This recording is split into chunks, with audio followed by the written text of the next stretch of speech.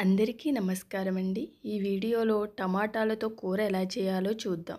ముందుగా స్టవ్ వెలిగించి కళాయి పెట్టుకుని ఆయిల్ వేసుకోండి. కొద్దిగా ఎక్కువ ఆయిలే పడుతుందండి. 4 పచ్చిమిర్చి, 4 పెద్ద సైజు ఉల్లిపాయలు చిన్న చిన్న ముక్కలుగా కట్ చేసుకుని సరిపడా సాల్ట్ వేసి ఒక్కసారి కలిపి మూత పెట్టండి. 5 నిమిషాల తర్వాత మూత తీసి ఈ విధంగా వేగినాక అల్లం వెల్లుల్లిపాయ పేస్ట్ అప్పటికప్పుడు దంచినది ఒక స్పూన్ వేసుకోండి. మళ్ళీ ఒక్కసారి కలిపి మళ్ళీ 5 నిమిషాల పాటు మూత పెట్టి మగ్గించండి. మళ్ళీ మూత తీసినాక అర స్పూన్ పసుపు వేసుకోండి. మళ్ళీ ఒకసారి కలిపి మూత పెట్టండి. ఇలా స్టెప్ బై స్టెప్ కలుపుతూ ఉండాలి. తర్వాత 4 పెద్ద సైజు టమాటాలు చిన్న చిన్న ముక్కలుగా కట్ చేసుకుని వేసుకుని ఒకసారి కలిపి మళ్ళీ మూత పెట్టి మగ్గించాలి.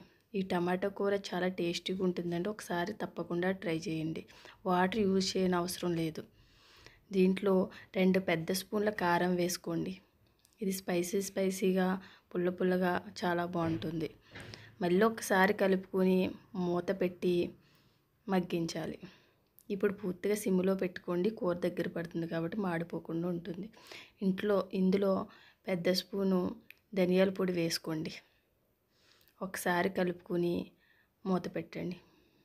మీకు ఇష్టమైతే లాస్ట్లో గరం మసాలా కూడా వేసుకోవచ్చు.